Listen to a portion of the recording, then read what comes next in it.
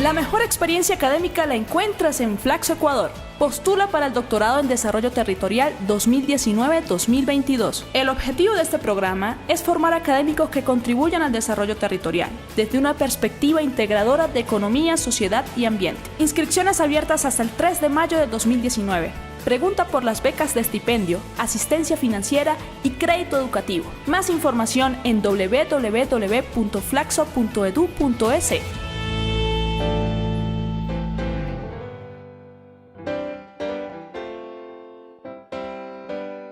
Antropología en 35 milímetros. Una panorámica radial entre la fotografía, el cine y la antropología.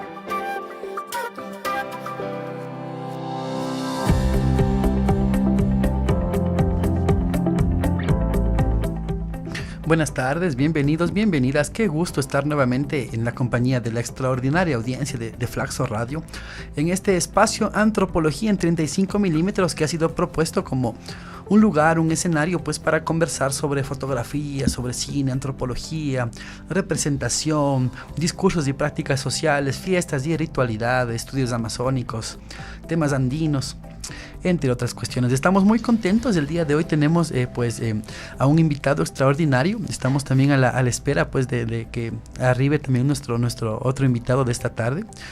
Pues hemos planteado hacer una pequeña conversación pues con una de las bandas más emblemáticas y más icónicas del rock en la escena contemporánea ecuatoriana. Pues estamos hablando de la conocidísima banda Curare, muy famosa por este estilo, esta mezcla, esta fusión entre los elementos andinos y los elementos del metal, los elementos más hardcore de la música. Entonces este longo metal que ha sido llamado. Entonces nos encontramos en esta tarde con Federico Rossi. Él es integrante de la banda Curare.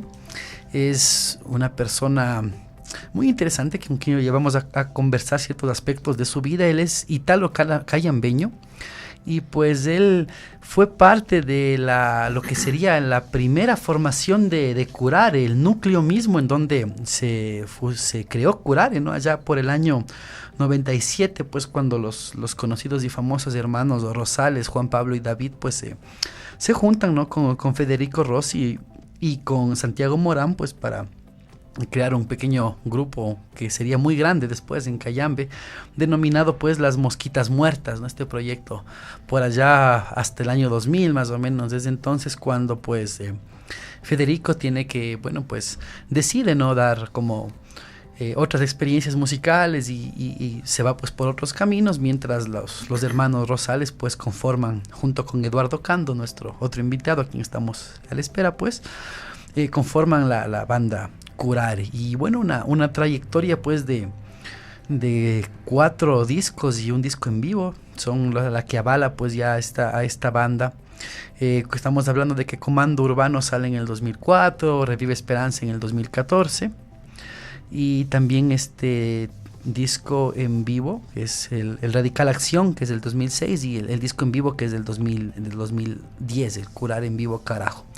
Y pues en este año nos traen pues una propuesta, este disco Portales de los Andes, este disco tan interesante, tan atractivo, sobre el cual vamos a conversar en esta tarde. Así es que, Federico, disculpa la larga introducción. No, más bien, muchas gracias. Saludos a todos, gracias por la invitación. Y bueno, Javier, es la primera vez que estoy a este lado ¿no? Es algo extraño para mí. Y contento de estar aquí. Saludamos a Javier Macas, productor de Flaxio Radio, también que nos acompaña en esta tarde en los controles. Gracias, Federico. Entonces, bueno, un dato que me llama la atención como para empezar la entrevista, esto de ser ítalo cayambeño, es como... En realidad, lo de cayambeño es la adopción por cariño que me brindó la tierra y me brinda constantemente la tierra de Cayambe, porque en realidad yo soy italiano, o sea, soy nacido y crecido allá. Vine acá de vacaciones por ahí en los años 90 y me quedé.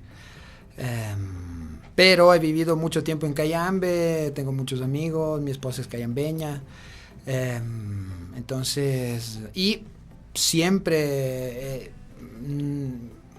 me han hecho sentir ese cariño, esa aceptación, esa inclusión.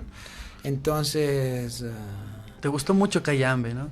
Sí, o sea, me gustó mucho el Ecuador en general. Pero bueno, viví a Cayambe, yo llegué de Italia y viví 12 años en Cayambe. Entonces... claro, es mi primera referencia de lo que es el Ecuador, o sea, la sierra. Entonces he aprendido mucho, o sea, el español lo aprendí en Cayambe, ¿sí? Entonces,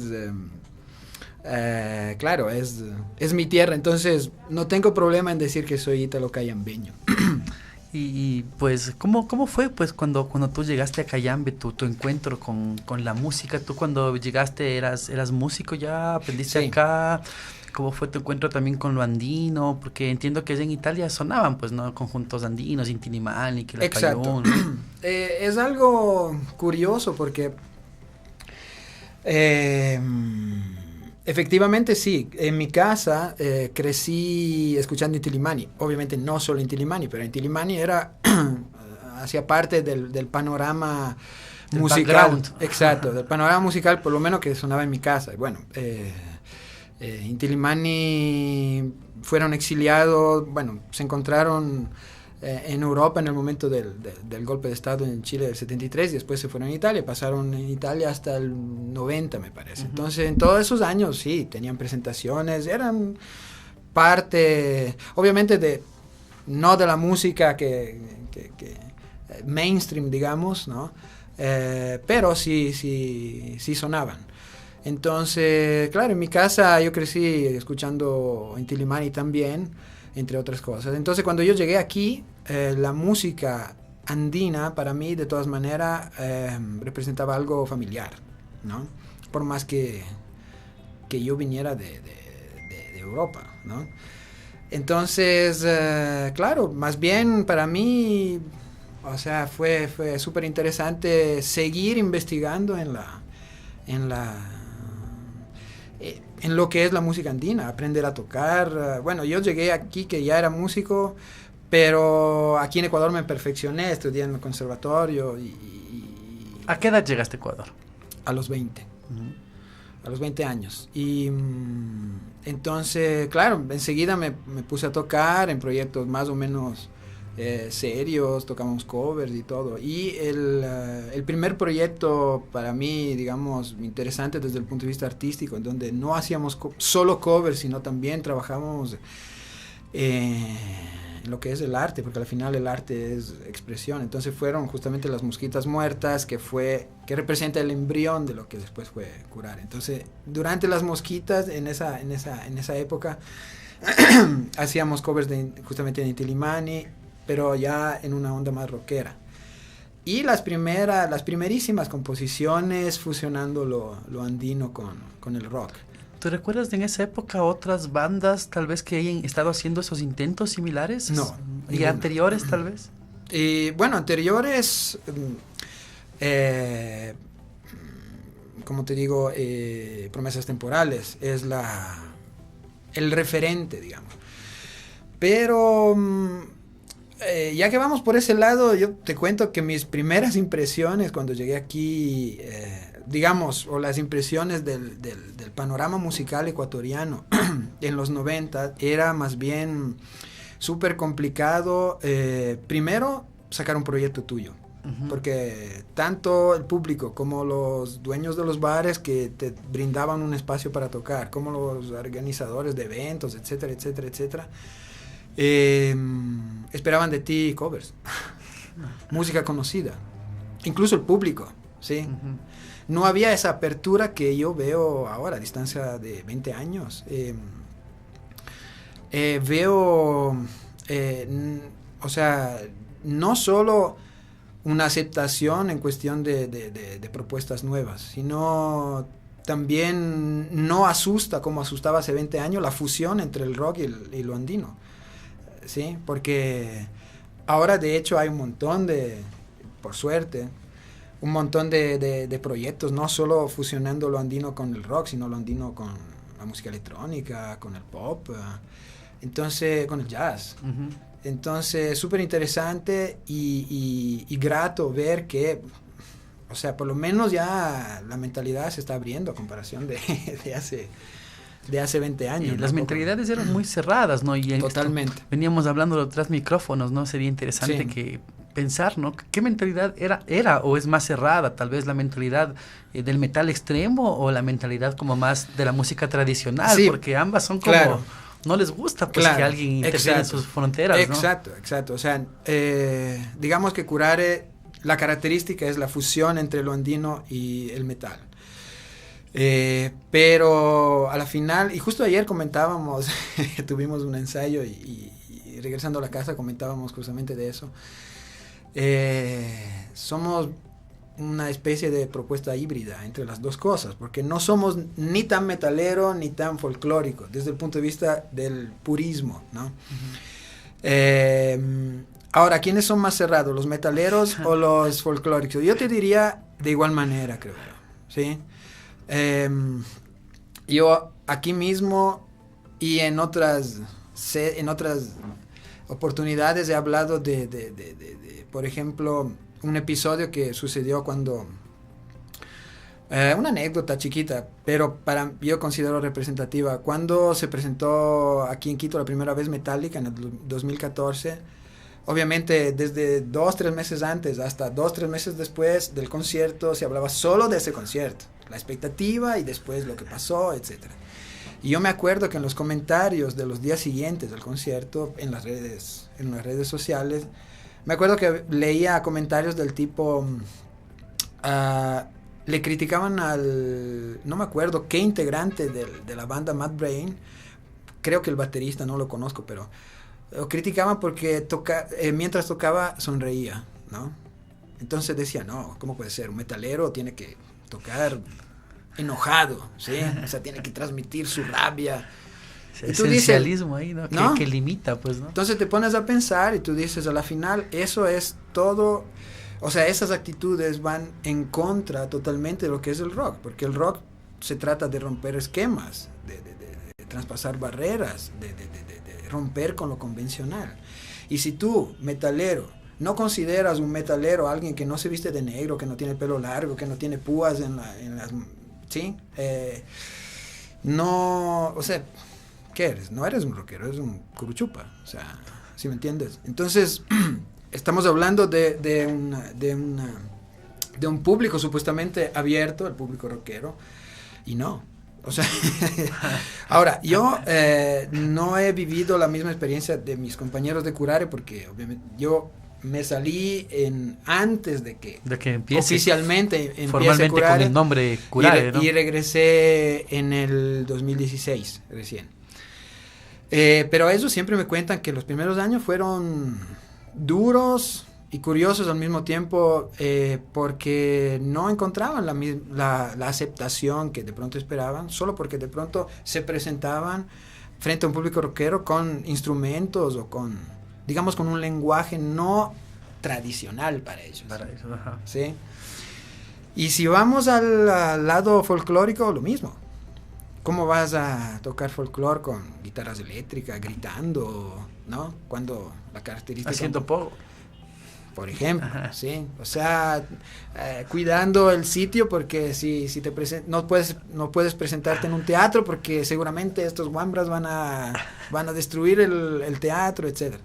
Entonces, claro, es la realidad de siempre. yo veo que ha ido mejorando, pero todavía se siente un poco. Sí. Sí, yo tenía una pregunta ahí que era para más adelante, pero ya que tocamos el tema, ¿no?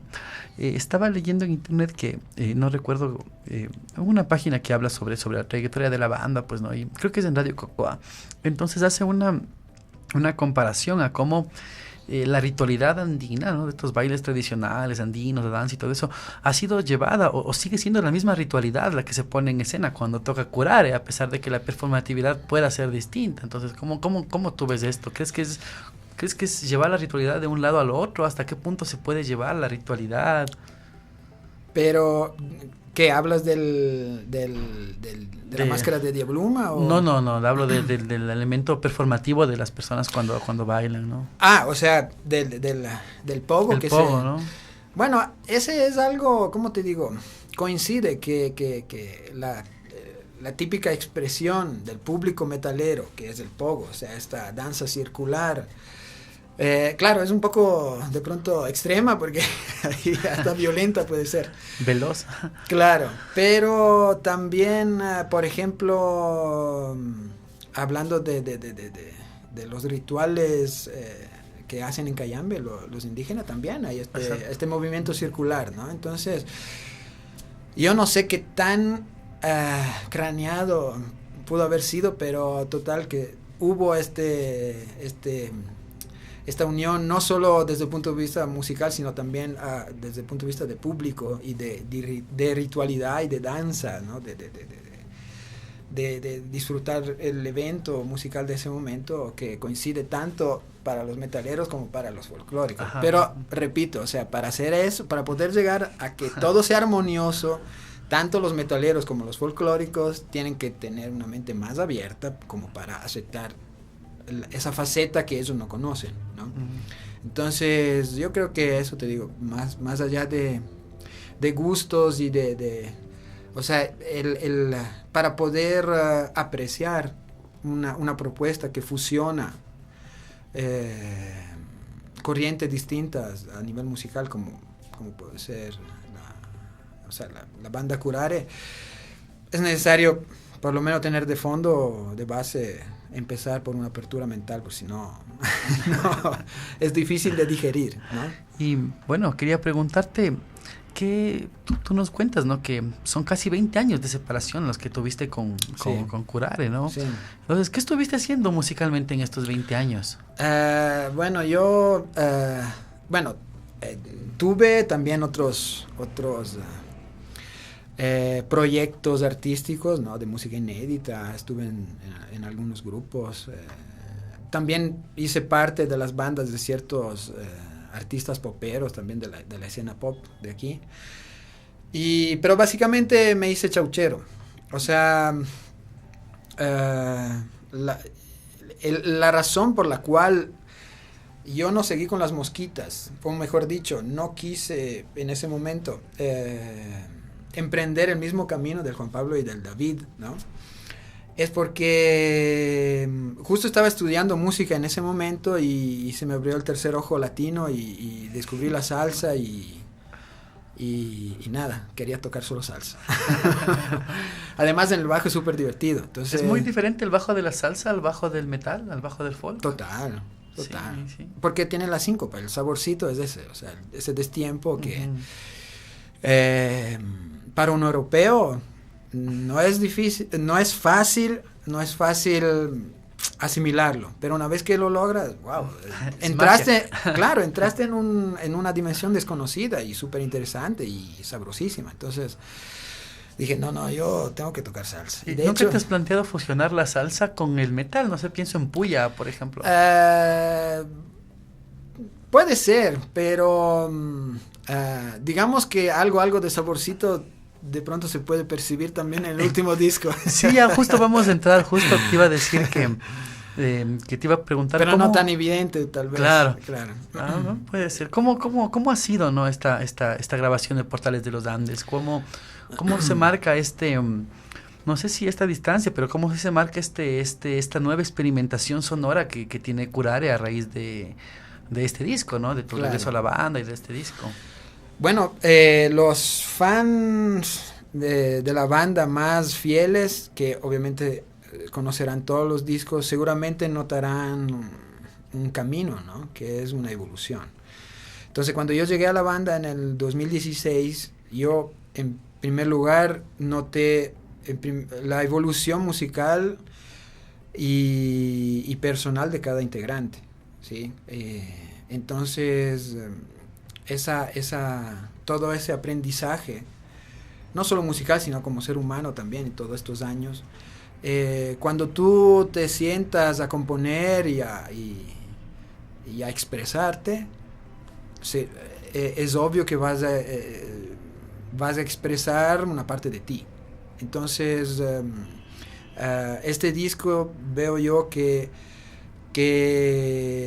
sigue la evolución natural de los cuatro como músicos y como seres humanos. Entonces notas una madurez musical enseguida. O sea, las fusiones son más, como te digo, más marcadas. Sí. Los matices, ¿no? Son más evidenciados. Entonces considero un disco súper bien logrado.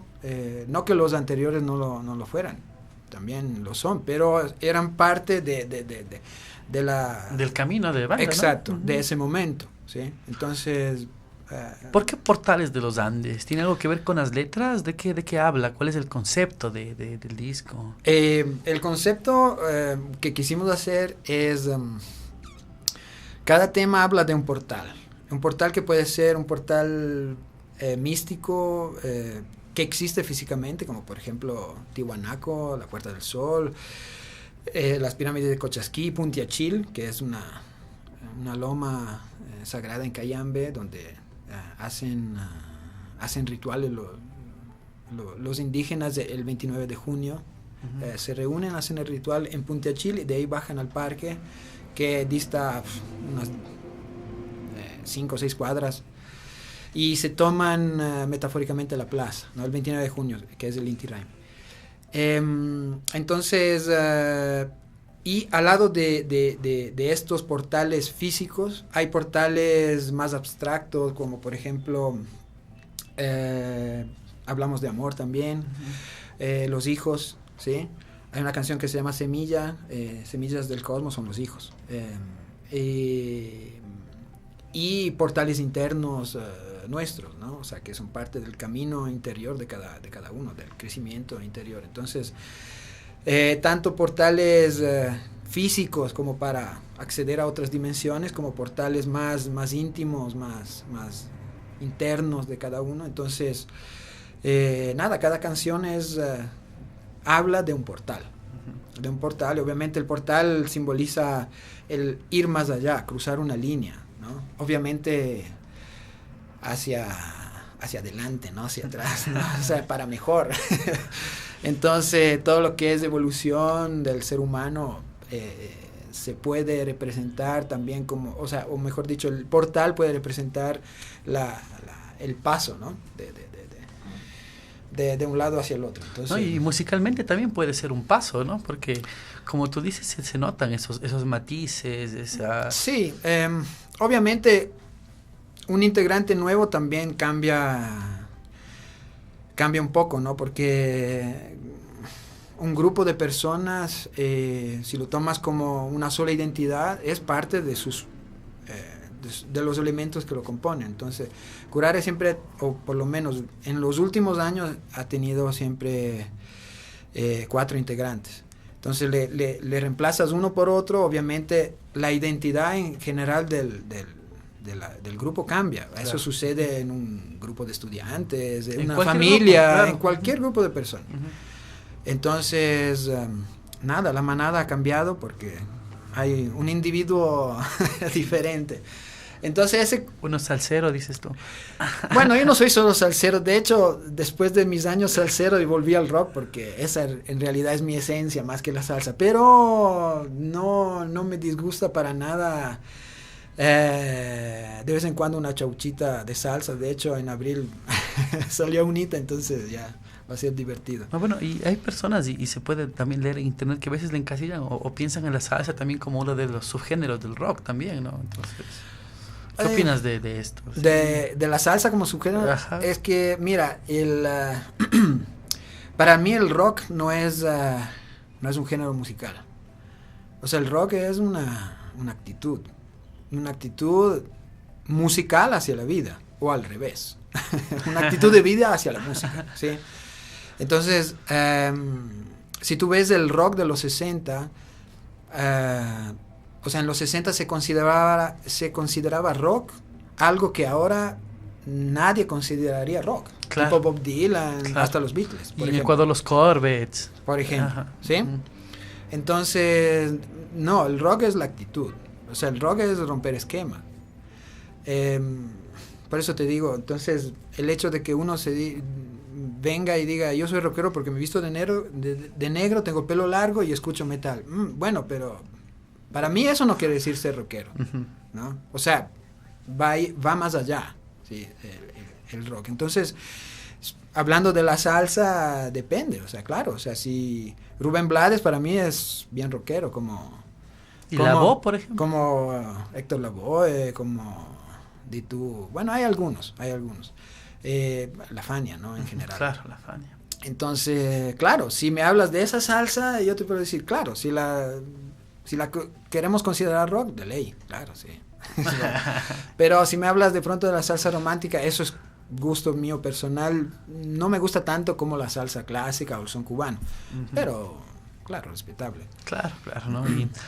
Y bueno, las letras de las canciones de este disco son potentes, ¿no? Hay algunas frases, yo venía escuchando el disco en la mañana, lo he escuchado algunas veces, ¿no? Pero lo venía escuchando en la mañana para buscar esas frases como más potentes, ¿no? Yeah. Que quedan resonando, pues, en el día, ¿no? En el corte 2, pues, ese coro, ¿no? El que no tiene de inga, tiene de mandinga, ¿no? Entonces, Claro. es poderoso, ¿no? ¿Cuál fue la idea de plasmar esta frase en la canción? Nosotros, bueno, por lo menos cuando nos sentamos a componer con Curare, primero en general nace la música, ¿no? Primero trabajamos la música y después adaptamos las letras, ¿no? En esa canción particularmente, no me acuerdo quién, pero salió como que naturalmente, o sea, como que encajaba en la métrica donde queríamos poner el coro, ¿no? Entonces salió naturalmente el que no tiene de inga, tiene de mandinga. Es súper musical la frase, Sí, es ¿no? súper musical. Es súper, ¿no? Rítmica. Entonces... Es profunda también. Totalmente. Más bien, y de hecho la canción termina con la frase que... Nuestro mundo es mestizo. Vive sin prejuicios. Sin prejuicio. Entonces, esa es un poco la idea y la realidad de aquí también, ¿no? Entonces, entra en esa evolución que vivimos, tanto como seres humanos como músicos, por ejemplo, te hablo personalmente, yo no he conocido el Ecuador antes de los años 90, ¿sí? Pero cuando llegué, sí, había y sigue habiendo esa separación, estratificación social que hay aquí en este país. Entonces, por ejemplo, claro, había los aniñados que no se mezclaban con los indios, ¿sí? Porque hasta ahora es difícil que estos dos universos se encuentren, pero de todas maneras yo veo que desde hace 20 años sí se ha evolucionado en ese sentido, ¿sí? Tanto de un lado como del otro. Entonces sí hay un acercamiento, ¿sí? Una pérdida de complejos de un lado y del otro, ¿sí? Porque es una cuestión de complejos, ¿no? De inferioridad básicamente, porque no existe un complejo de superioridad, ¿sí? Porque si te sientes superior es porque en realidad te sientes inferior, ¿sí? Entonces, en todo este camino de vida y musical, claro, de esa frase, el que no tiene de inga, tiene de mandinga, nació todo el concepto de esa canción, ¿no?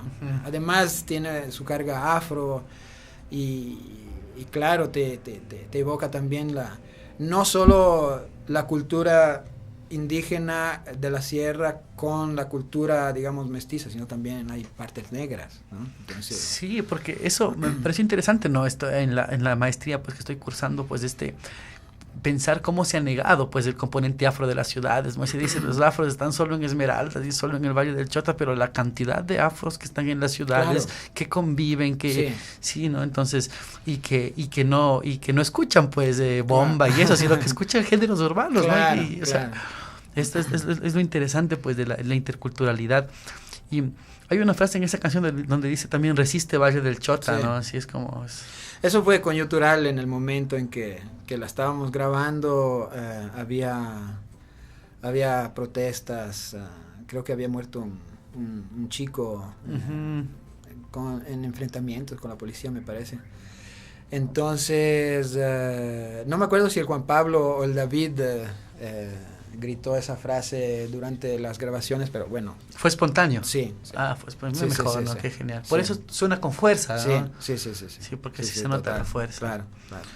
¿Y qué tal grabar con figuras tan reconocidas de la música tradicional como Claro. el Alex Alvear, como el Paco Godoy? Claro. ¿Qué tal esa experiencia? No, súper bien. ¿Qué te diré? O sea, con el Alex, de hecho, la canción que tenemos con el Alex fue compuesta con él, ¿sí? Fue una de las primeras del disco. Viaje Astral, ¿no? Viaje Astral, sí. Con Paco Godoy, realmente fue primero un honor y después nos quedamos locos porque, por ejemplo, en Machalí, el solo que hay una parte en el medio donde es un poco más baja, ¿no? Entonces son como 3 frases grandes donde hay un solo de bajo, el solo de acordeón del Paco Godoy y después las quenas. El solo fue una toma nomás. Sí. Les dio clases, dices tú. Sí, total. Además es un solo espectacular. O sea, le da un toque elegante, pero impresionante. Entonces, sí, es verdad, es un cambio total en la canción. total. Sí, Entonces, ese es, o sea, la canción ya estaba grabada, o sea, él vino a grabar ese solo, ¿sí? Entonces, escuchó 2 veces y fue una toma. Cosa que nos quedamos así, claro, porque incluso él terminó y dijo, hacemos una tomita más, de pronto no les gustó. No, está perfecta así. Deje así, maestra. Así. Claro, total. No, pero aparte los dos, bueno, mis amigos ñampis de Cayambe, ellos participan en el tema Puntiachil. Grabaron ciertos instrumentos andinos que nosotros no solemos tener, tipo el charango y otro, ahí suena ocarina, bueno, le hacen la segunda voz al Eduardo con otras quenas, le pusieron un instrumento típicamente cayambeño. Y entonces también fue súper interesante. Está el Gustavo Dueñas de Descomunal, que es en el tema conciencia planetaria. Exacto, sí. Él también. Entonces tenemos, se me va algún invitado, no me acuerdo. Pero no, fue súper interesante. Primero tener el aporte de tremendos músicos. Y obviamente, claro, o sea, el hecho de que tengas invitados de varios géneros también te da una ulterior apertura también a darte a conocer también en otros ambientes. Claro. ¿No? Por ejemplo, de hecho hemos tocado en el Saca el Diablo del 2018. Ya. Un evento variado, o sea, no solo de rock, no solo de indie, sino variado. Entonces nos tomaron en cuenta por eso también, o sea, porque tenemos esa versatilidad también, ¿no? Entonces, y esa aceptación, entonces, súper bien. O sea, estamos rodando todavía con el disco, que sigue siendo nuevo. Entonces, estamos... Fue publicado el año pasado, ¿no? En noviembre. Entonces, 2018, claro, ¿no? son pocos meses. Todavía ¿no? está caliente, ¿no? Sí, Está tibio aún, ¿no? sí, recién salidito del horno, sí. Sí. Pero ya desde antes de que saliera oficialmente... Llegó Eduardo. Sí, ya llegó Eduardo. Ya hemos tenido nuestras respuestas súper positivas. Sí, yo lo escuché a Tiwanaco la primera vez cuando tocaron en Ceballos, en un capote bajo. Claro. En donde coincidencialmente tocamos también nosotros, que te había comentado. Pues, Ah, de ya. entonces, Sí. pero nosotros tocamos en la apertura, pues Ya. ustedes estaban como llegando con los instrumentos cuando Ya. nosotros estábamos ya terminando. Claro. Pues, así, ¿no? Ya, Entonces, sí. Entonces, bueno, le damos una cordial bienvenida a Eduardo Cando, también integrante de Curare.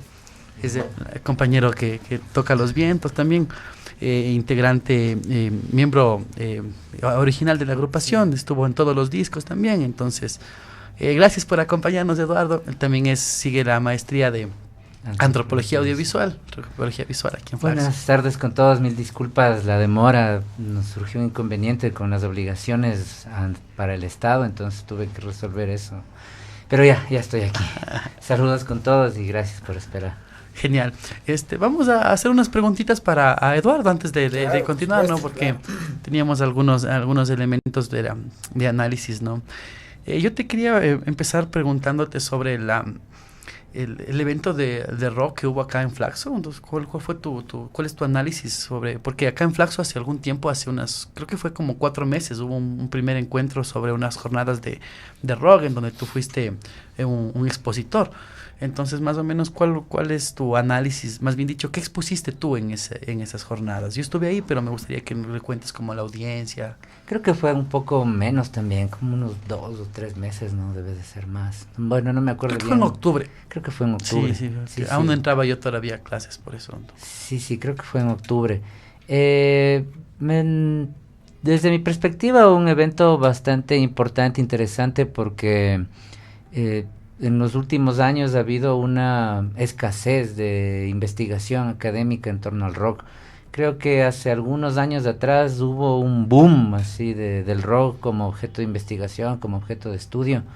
Se hacían tesis, varias gente también trabajaba esta cuestión de las tribus urbanas y tal. Entonces fue como un boom que empezó a posibilitar que rockeros vinculados con academia empiecen a también alzar una voz propia del rock desde la investigación científica, académica. Pero con los años como que esto se fue perdiendo un poco hasta llegar a nuestra contemporaneidad, que son escasos los estudios académicos sobre el rock en este momento. Y me pareció bastante importante que se pueda abrir ese espacio acá para justamente este proceso de discusión, de integración, de conocerse con otra gente que está en torno del movimiento, digamos, ¿no? Dentro del movimiento del rock, del metal, y que está investigando cada quien en sus líneas, cada quien con sus objetivos, pero que se hace visible otra vez, se hace posible visibilizar esta búsqueda o esta recuperación del rock como un objeto científico, como un objeto de estudio. Yo participé con 2 ponencias, que la una ya había hecho parte de algunas otras presentaciones para, por ejemplo, el Museo de la Universidad Central. Tuvieron una exposición que se trataba sobre la historia de los movimientos estudiantiles en la política, en las revueltas estudiantiles, en las bullas. Entonces, justamente una de las actividades pedagógicas, académicas que hace el museo con sus exposiciones es presentar ciertos conversatorios. En ese conversatorio justamente se trataba sobre el papel de la música protesta, digamos, en toda esta coalición o relación con el movimiento estudiantil, con el movimiento obrero sindical. Era justamente sobre las bullas de estas exposiciones, y tuve la oportunidad de compartir ahí con otros músicos como los compañeros de Jatari, que están en el Valle de los Chillos, gente de Pueblo Nuevo también que estaba ahí. Entonces esta ponencia trataba un poco de hacer una contraposición de cómo el rock se fue situando como una banda sonora contestataria, a pesar de haber llegado al Ecuador, de haber llegado a nuestra tierra prejuiciado moral e ideológicamente, ¿no? Moral desde los sectores conservadores de la sociedad por ser sedicioso, por ser perturbador del orden establecido, pero también del orden ideológico, también prejuiciado por los sectores de la izquierda revolucionaria, ¿no? Entonces el rock era el pecado del imperialismo yanqui, ¿no? El modelo de vida del imperialismo. Entonces, a pesar de ese prejuicio, es que en su relación con las personas, con la cotidianidad, con el público, el rock asume o se toma esta posición contestataria frente a la autoridad, al Estado, al orden establecido, ¿no? Y contraponiendo un poco que también... de pronto en América Latina lo tenía como más el folclore, la música protesta, ¿no? Exactamente, justamente en esta ponencia hablaba yo de que en ese tiempo, en los 60, 70, el mainstream de esta música era justamente el folclore, la música protesta, la canción latinoamericana, la nueva trova. Uh-huh. Bueno, y hay poco a poco hay bandas que van rompiendo con esto, ¿no? O sea, pienso en los Jaivas, pienso en Guara, pienso en Arcoíris, ¿no? Estas bandas que de a poco iban combinando también, ¿no? El rock y el folclore, pero con ese sentido también de una lucha, ¿no? De una reivindicación. Así es que justamente a pesar de este doble prejuicio que te decía, hablaba también en esta ponencia de regresar a buscar los orígenes del rock. Y si bien es un producto que nace en Estados Unidos, un género musical que nace en Estados Unidos, es igual una música universal también contestataria, porque nace de la música de los negros, que eran oprimidos en ese tiempo, nace de la música de los campesinos estadounidenses, de los campesinos gringos pobres, uh-huh. Del country, del folk también. Uh-huh. No es que era las grandes estrellas del pop, no es que era Sinatra, ¿no? No, para no, nada. Además, si te pones a ver, el rock, como nos imaginamos de los 60, por ejemplo, en Estados Unidos, es folk. Es rock folclórico. Todo es folk. Todo es folk. O sea, Led Zeppelin, tú escuchas Led Zeppelin y tiene melodías medievales súper claras. Uh-huh. O sea, es el rock folclórico de allá. Claro. O sea, Jethro Tull también, que salió totalmente, por esa época. Totalmente. Entonces tú encuentras, mira Mago de Oz, por ejemplo, son españoles. Es rock folclórico. Uh-huh. Entonces el folk está en todos lados, sino que aquí se lo tenía escondido ese aspecto, porque era vergonzoso, creo yo, ¿sí? O sea, por cómo era visto. En cambio, o sea, en estos últimos años ya las cosas han ido evolucionando y Curare ha sido, creo yo, entre los protagonistas de ese proceso. O sea, incluso capaz que al principio era un poco una provocación, pero después se convirtió en una tendencia. Sí, claro, es tendencia, totalmente. ¿no? A nivel continental inclusive. Totalmente. Eduardo, yo quería preguntarte sobre tu tema de tesis, ¿no? ¿Qué tal la experiencia Flaxo? No puede ser hasta en la radio, me preguntan eso. Por favor. Bueno, a ver, quería cerrar primero la idea esta de las ponencias y de las ponencias del rock. Entonces, y también, ¿no? Aparte de estas dos vertientes musicales, también estaban los latinos migrantes chicanos ahí metidos. Entonces, también no podemos decir que es un producto netamente gringo, sino es un producto mestizo, ¿no? Uh-huh. Recordemos La Bamba de Richie Valens y Los Lobos, que es probablemente es el primer acercamiento de fusión de música popular latinoamericana con el rock and roll. Claro. Primer rock en español. Claro. Sí, claro. Uh-huh. Y bueno, y la otra ponencia era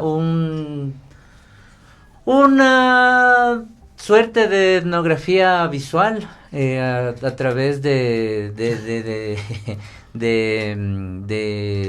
material de archivo de un actor de memoria del movimiento rockero sobre los eventos de los 10 años de The Factory, ¿no? Sobre el incendio de Factory. Entonces, se trataba de trabajar sobre cómo esas imágenes de archivo repercuten en la memoria sensible del movimiento.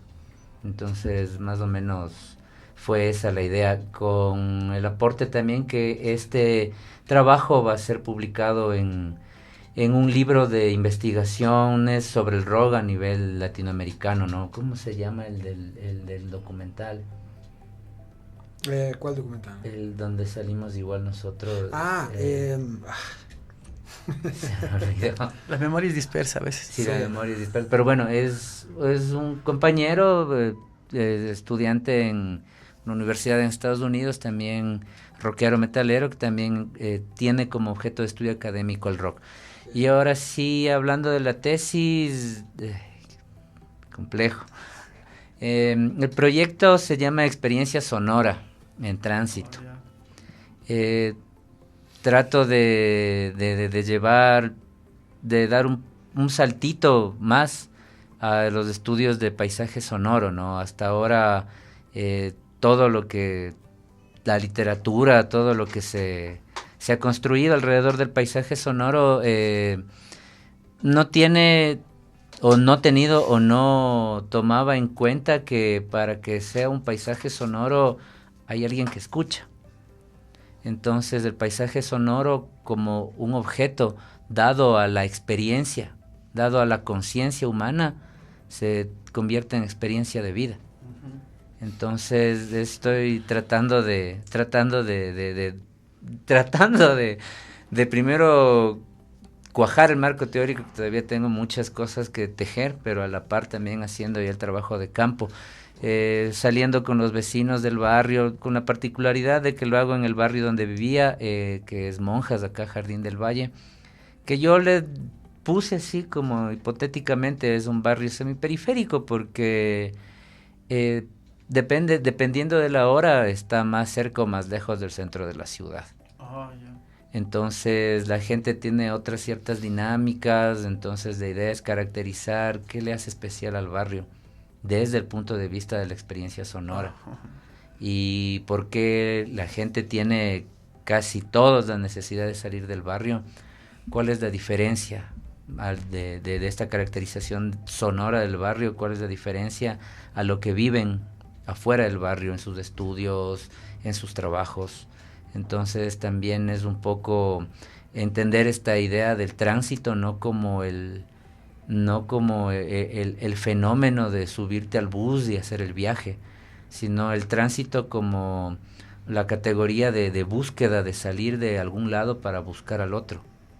O sea, si bien tienes un barrio que no resulta que es homogéneo, ¿no? Pero tienes un barrio que es, digamos, medio cerrado, la gente se conoce, tiene sus propias dinámicas, pero justamente esta condición de geográfica que tiene el barrio obliga a las personas a movilizarse para hacer sus actividades. Entonces trato el tránsito como esta idea, no del hecho de subirse al bus, del fenómeno de subirse al bus, sino como esta idea de ir en búsqueda del otro, en búsqueda de los otros, de la relación con el otro y de la ciudad de los otros. Wow, qué interesante. Realmente es un tema bastante complejo. Entonces, desde acá, desde Antropología en 35 y desde Flaxo Radio, te deseamos pues la mejor de las suertes pues con ese tema, porque bueno, musicalmente sabemos que están muy bien ahora Curare con esta nueva producción. Veníamos hablando de la experiencia de grabar Portales de los Andes, de cómo fue grabar pues con Alex Alvear, con Paco Godoy. Entonces, yo quería preguntarte, más bien en concreto, Eduardo, a ti sobre la fusión de lo andino con el metal en el Ecuador. O sea, ¿desde dónde vienes tú? ¿Tú eres metalero? ¿Tú vienes del folclore? Y también en esta trayectoria de banda, me imagino que también has de haber buscado, pues, ¿no? Antecedentes de fusión, de metal o de rock con elementos andinos y también me imagino que estás puesta a la expectativa de bandas nuevas, bandas actuales. ¿Cuál es tu visión de este panorama, no tanto del pasado como del futuro de la fusión aquí en el Ecuador? A ver, creo que más o menos la historia es un poco similar a la que nos ha pasado a todos. Si bien no digamos que sea un true metal, ¿no? Pero al igual que que crecí escuchando la música que escuchaban mis hermanos, mis amigos del barrio, los vecinos, que entre esa música estaba el rock clásico, Led Zeppelin, Black Sabbath, un poco más heavy metal, Dio, incluso Kiss, Rolling Stones, pero a la par también me crié escuchando San Juanitos, Bombas del Chota. Mi hermana fue estudiante en la Central, tenía conexiones con grupos de música folclórica contestataria, lo que hablamos hace un rato, ¿no? Música latinoamericana, a veces se quedaban en la casa, tenía acceso hasta yo pequeño a ver sus instrumentos, a jugar, a monear sus instrumentos. Entonces fue como que un crecimiento a la par. O sea, no es que vine o del folclore o del rock, sino que las dos cosas estuvieron al mismo tiempo en mi crecimiento personal. Luego ya cuando en el colegio había que aprender a tocar un instrumento en la clase de música que había antes, entonces nos decidimos ahí por aprender a tocar los instrumentos andinos, ¿no? Más o menos era una obligación, no te pedían una flauta dulce en el colegio donde estaba yo, sino una zampoña. Entonces ahí igual se hacía una selección también desde el ciclo diversificado, desde el cuarto curso para arriba. Entonces tenías la zampoña en la lista de útiles. Ah, buenísimo. Y bueno, entonces ahí también a veces los exámenes de música consistían en sacar al oído una canción y ejecutarla en clase. Claro, mis compañeros tocaban jarcas, hayak, maya andina. Yo iba con la quena, con la zampoña a tocar Starway to Heaven, por ejemplo, el solo tarara, tarara, tarara.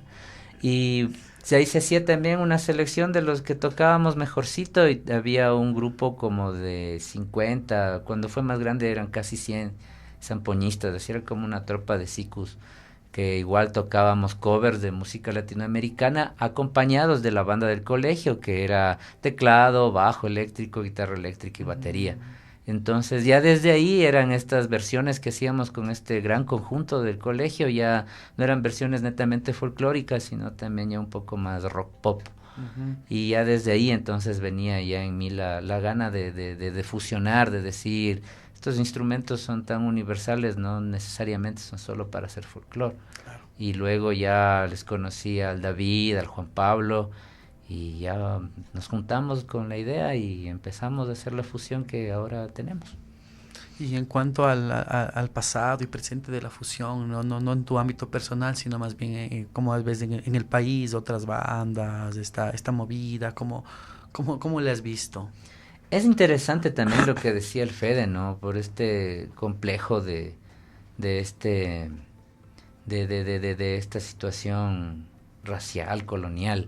Siempre se tuvo esta visión tanto musical como de conocimiento, de pensamiento ligado a la tradición andina, siempre por debajo, oculto, ¿no?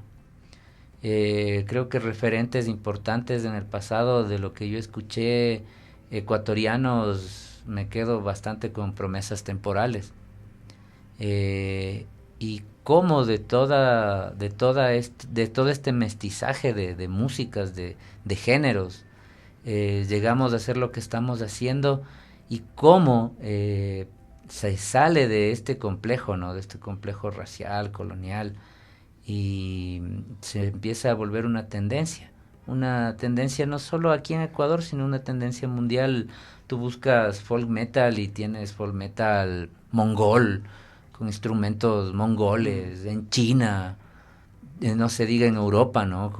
Y todos también, además de incluir melodías e instrumentos, también de contar sus propias historias, sus propios mitos, sus propias leyendas, de reivindicar sus propias simbologías. Entonces acá también tenemos, no digamos, una variedad riquísima musical, melódicamente, de instrumentos también, y también de mitos, de leyendas. Y creo que Curare ha sido un aporte bastante grande a la escena en cuanto su ser un referente de esta reivindicación, a tal punto que ahora vos vas a la escena indie y te topas que en la escena indie la mayoría de personas también tienen sus canciones con nombres en lenguas de pueblos originarios, la fusión de música electrónica con melodías andinas. Lo que hablábamos. Máscaras de diablumas en el público. En el público. Máscaras de diablumas en el público. Ponchos y todo, claro. Bandas de indie tocando con ponchos, claro, como el puro estilo de Hayak, por ejemplo. Tocando con quenas, con bombos. Sí, Un saludo a mis compañeros tostados por allá, para la ciudad de Píllaro. Y Eduardo, quería preguntarte, ¿qué tal tocar en Píllaro? Yo soy de la ciudad de Píllaro, entonces alguna vez sí habíamos conversado. ¿Qué tal la experiencia cómo recuerdas de la ciudad? El último concierto que tocamos en Píllaro, me acuerdo, fue hermoso porque nos regalaron un diablito de Píllaro. Y claro, nos dieron Bien atendidos. guarango, pues. Claro, ¿no? Sí, esa bebida espirituosa no es así una embriaguez como con un trago cualquier, de caña, ¿no? Es sumamente espirituosa, valga la redundancia, es un subidón, es otro tipo de embriaguez que te produce el fermentado del penco. Y el cariño absoluto de la gente, sobre todo en el centro del país. De lo que hemos hecho con Curare podemos estar 100% seguros que el público es un referente también fundamental en su aceptación, en su cariño que nos demuestran, y tenemos muchos buenos recuerdos y mucho afecto guardado para nuestro público del centro del país, ¿no? Píllaro, Latacunga, Ambato, Riobamba. Justamente le comentaba a Fede que la última vez que les vi fue en Ceballos, en el Capote Bajo, que creo que tocaron, creo que fue el año pasado. Entonces, nada, pues está de organizar, ¿no? Para esa vuelta a Píllaro. Les espera un concierto ahí para también presentar el disco de Portales de los Andes. Vamos ya, casi estamos ya sobre la hora, me parece. Entonces, más bien para ir cerrando el espacio, ¿no? Quería rescatar esta última parte que nos comentaba Eduardo al respecto de ese componente, no sé si llamarlo étnico, ¿no? Pero ese componente que permea pues todas las prácticas musicales, ¿no? Entonces, en ese sentido, ¿cuál creen ustedes que es la especificidad andina de Curare? O sea, tanto en el elemento musical, cómo los Andes se reflejan en la música, y también, pero más que en la música, cómo también logran o intentan o quieren o no llevar lo andino también a sus vidas. O sea, ¿cómo pueden hacer eso también? Chuta, o sea, lo andino en nuestras vidas está desde que nos despertamos. Pues a mí, yo me despierto, me salgo a fumar un tabaco y tengo el Ilaloa ahí al frente. Cuando vivía en el barrio donde estoy haciendo la tesis, en el viejo barrio y donde mis papás y mi familia viven, me despertaba y veía el Pichincha al frente. Igual Juan Pablo, el David crecieron en Imbabura, y despertarse y verse a los pies del Taita Imbabura. El Fede es más cayambeño que italiano, igual ahí estar ahí con los quesos en Cayambe. O sea, lo andino no es que lo llevamos en nuestras vidas, lo andino es parte fundamental de nuestra vida, es nuestra vida. O sea, somos de aquí, somos longos, libres, carajo. Somos yamingos, no somos vikingos. Yo cuando salgo de mañana y el Cayambe se ve desde la América, por ejemplo. Bueno, cuando está despejado, ¿no? Cuando por ahí. Entonces yo, si paso por la América, de ley regreso a ver, y si está, aunque sea por ahí que me guiñe el ojo, ya recibí la bendición. Entonces, ya, o sea, es más, lo busco por ahí. Bueno, un poco el sentido de mi pregunta era un poco desmitificar esta idea de lo andino como un componente atávico, ancestral, exótico, ¿no? Claro. Sino más bien entenderlo como algo que está presente claro. en la vida cotidiana de todos nosotros, ¿no? Claro, alguna vez nos preguntaban que si nosotros rescatábamos la música ancestral. Entonces dijimos, no hemos rescatado nada, porque nadie se ha secuestrado nuestra cultura, nadie se ha secuestrado las raíces andinas. Simplemente le estamos dando otro sabor, estamos dando y no la estamos escondiendo. Y no la estamos escondiendo.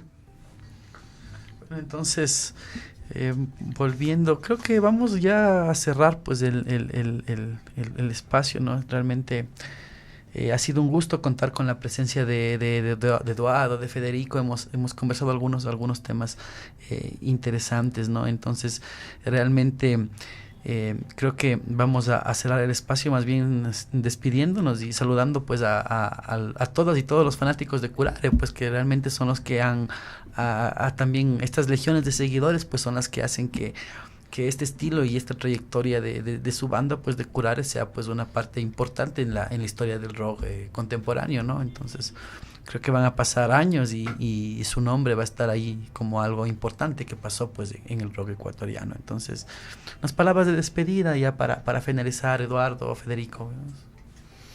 Bueno, en primer lugar, gracias a ti por el espacio, por la invitación, y gracias a la Flaxo por la producción de estos espacios. Y bueno, como decías tú, claro, o sea, yo creo que ninguna banda sin el público pueda existir o considerar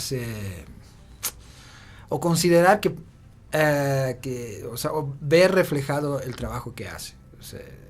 Se lo ve a través del público. Entonces, yo desde que volví, digamos, a la banda, tuve el privilegio de volver y tener una aceptación que no imaginaba yo, sinceramente. Entonces, claro, el cariño del público se siente, es muy fuerte.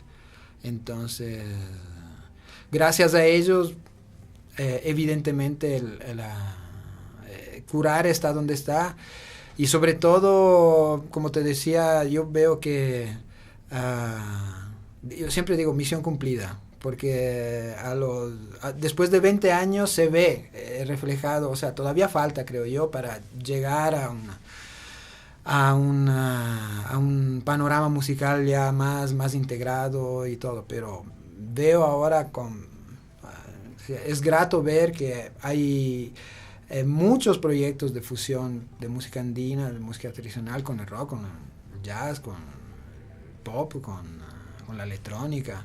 Entonces, gracias a todos de mi parte y un saludo a todos. Sí, igual también agradecer por el espacio acá a la Radio Flaxo, a la gente que hace este importante medio. También agradecer al público que siempre está pendiente de nosotros, siempre está reclamando cuando hay una tocada, cuando hay un concierto. Esperamos que las condiciones tanto en el país, en la escena, vayan mejorando para poder tener más espacios para tocar, para poder tener más actividad. Gracias a la gente que sigue apoyando, comprando el disco, la mercadería de la banda. Simplemente eso, recordar que no estamos rescatando nada, simplemente estamos haciendo lo que nos gusta. Esto es lo que somos y así sonamos y aquí estamos para ustedes, estamos para el público, esperamos que disfruten, y si no les gusta también tienen su derecho a que no les guste. A la gente de antropología visual, aprovechen mucho las clases de taller de tesis y no dejen de leer y estudiar, no sé para qué después, pero bonito es. Vamos a cerrar el espacio. Tengo dos propuestas, toca aceptar una. Eduardo, tengo acá una quenita, no sé si quieres tocar algo para despedirnos, y la otra propuesta, si es que tal vez no deseas, es escuchar un tema del último disco, pues Conciencia Planetaria con Gustavo. Hagamos las dos, ¿no? Las si dos quieres, opciones. Si quieres, tenemos tiempo, no sé. Hagamos las dos opciones. Vamos con las dos opciones. Tenemos acá una quenita, pues, para que Eduardo toque algo. ¿Qué podríamos tocar aquí?